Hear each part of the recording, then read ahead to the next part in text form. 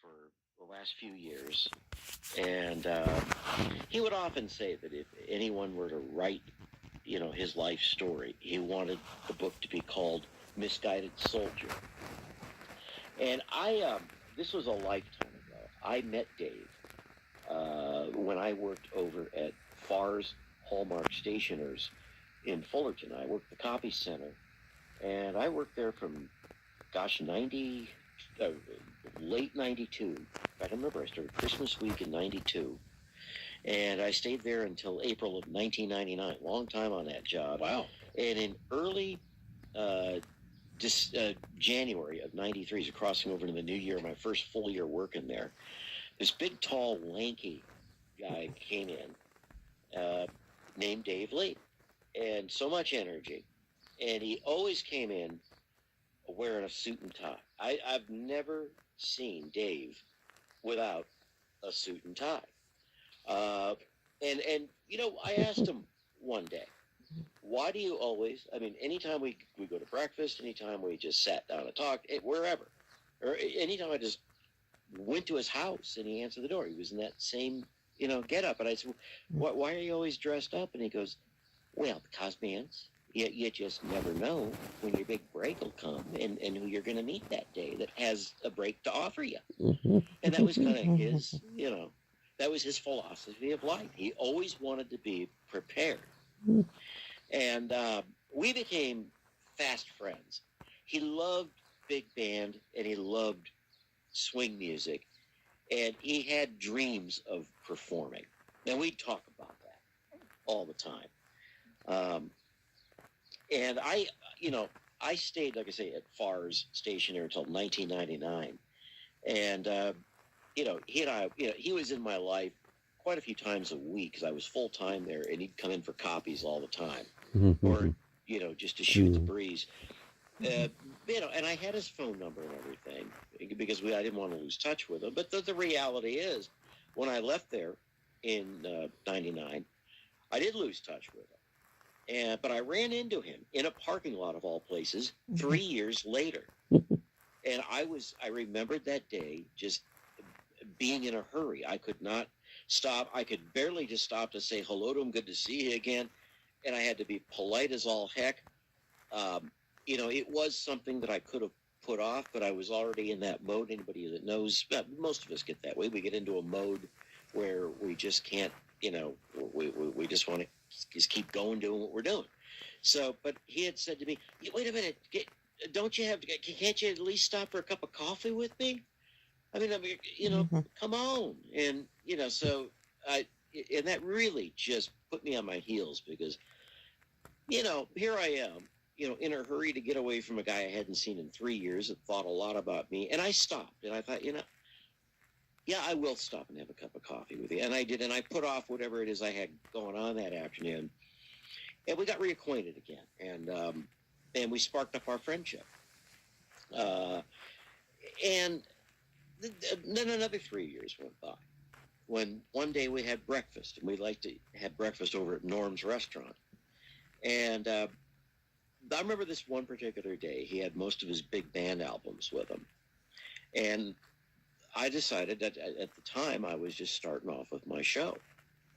And I was working at a college internet radio station, Cerritos College.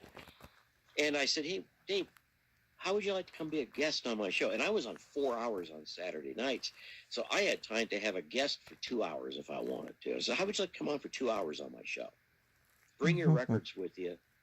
And let's talk about your dream to do music and your life story. And he was so jazzed, so excited that we got together at Norm's every day for 2 weeks just to talk about the show, just to put all the music in a correct order so that he play it the right way. And so, but Saturday night, my show used to be on Saturday nights, and I'm getting ready to introduce him, and I'm in one room, he's in another studio, separated by glass, and I'm facing a microphone while he's off to my left.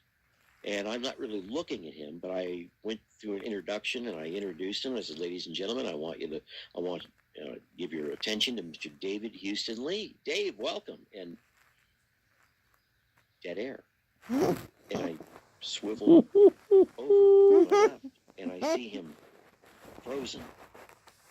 And I had never in my life, the funniest thing, I'd never seen a case of mic fright in my life until that day.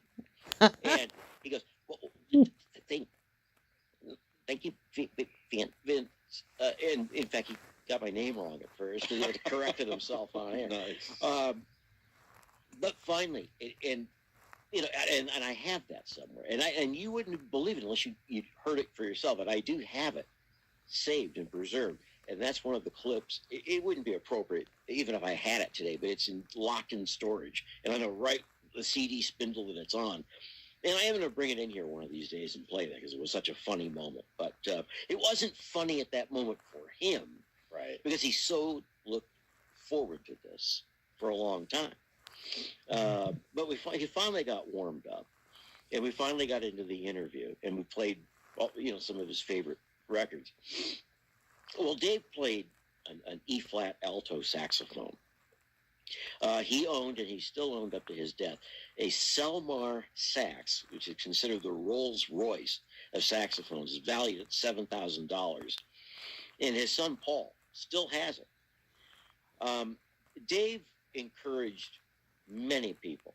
I mean, he would always come up to me and go, "Hey, brother," and that was just the way he was. And, even after I left college radio and I was working at a commercial station here in San Bernardino, he'd still say to me, "We have got to get you on a radio station." And even here at KMET, he even said it to me about a year ago. And I said, "Dave, I'm on a radio station, and I love, where you're getting paid to do it." And I go, I do in more ways than you know, and I am where I'm at where I love being at, and I will love being here until I'm well into my 90s like you, So, and he never really understood that. There was always something bigger and better. He didn't just do this to me. It was his own son, people he knew. Dave encouraged many. And among them, Tom Umberg, a well-known California state representative, was a friend of his. And he gave his son Paul a phone call yesterday to say that he intended to mention David Lee on the floor of the House of Representatives in Sacramento, which I think is really, really nice. As I mentioned, he died of cancer. He received hospice treatment at the Highland Palm Convalescent Home in Riverside, where he died on Monday, Memorial Day. And everything was paid for by the VA. And there's this lady named Helen that took good care of Dave while he was in the hospice. And on the day he died, he relayed to his son, Paul, and his wife, Patty, that when he saw Dave pass, he had this smile that just settled on his face, a smile of just peace. But it went away. By the time his son and his wife rushed over there, about a half hour before, it had gone away off of his face. Somehow, based on Helen's account, Not completely. I can't help but also to think that Dave's initial and temporary smile as he passed maybe was because he was finally allowed a chance to sit in and perform with the guys that he loved listening to. Tex Beneke, Woody Herman, Artie Shaw, Tommy Dorsey, Glenn Miller. And you're going to hear all of them right now. Most of them on our very first song here, Opus 1, and then Glenn Miller by himself on Tuxedo Junction, which reminds me of Dave wearing that suit and tie. So I think he finally smiled when he realized he had a chance to sit in and perform. You never know. So in loving tribute to my friend David Houston Lee, hit it, Brad. That was good. David Houston Lee.